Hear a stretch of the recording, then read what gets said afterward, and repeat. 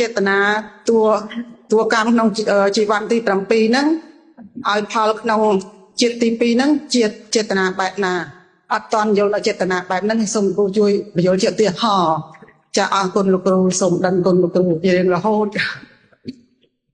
អង្គុយឡើងសិនណាគេលោកអត់យល់សួរថែមណា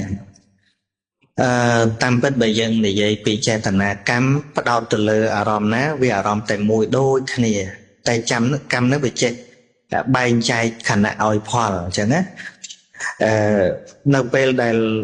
កម្មនីមួយកើតឡើងនៅក្នុងកាមាវចរៈចវ័នហ្នឹងវាមាន7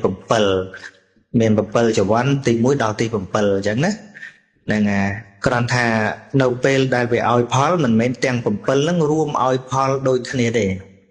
ហ្នឹងហើយចវ័នទី1ឲ្យផលជាទិដ្ឋធម្មវេទនីយកម្មណាទិដ្ឋធម្មវេទនីយកម្មគឺឲ្យផលនៅក្នុងជាតិនឹងឃើញតនហនជាក់ស្ដែង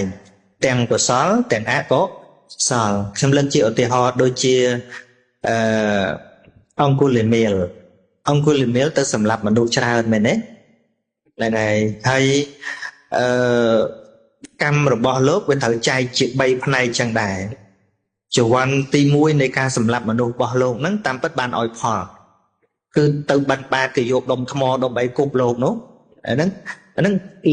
លើអំពើដដែលទេប៉ុន្តែអាត្រូវសោយវិបាកបច្ចុប្បន្នហ្នឹងគឺរាល់អាចវ័នទី1ហ្នឹងឯងវាឲ្យផលណាបាទហើយកម្មរបស់លោកហ្នឹងវាចាំតែឲ្យផលជាតិទី2ទៀតបើសិនបើលោកមិនឃើញសច្ចធម៌បានភាពជាអរិយៈទេលោកប្រកាសជាទៅនរកឯង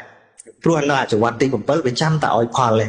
ក៏ប៉ុន្តែដោយសារសោតាបត្តមៈកើតឡើងវាទៅកាត់ផ្ដាច់នៅកម្មដែលឲ្យបដិសន្ធិក្នុងអបាយភូមិនឹងដាច់លែងឲ្យមានឱកាសឲ្យផលតទៅទៀតអញ្ចឹងទៅកម្មចវ័នទី7ហ្នឹងវាទៅជាអហោសិកម្មឃើញទេអញ្ចឹងហើយបានជា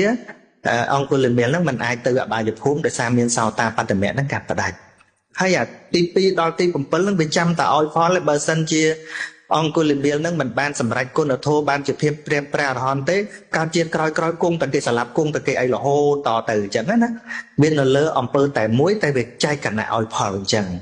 ស្ដាប់បានទេចា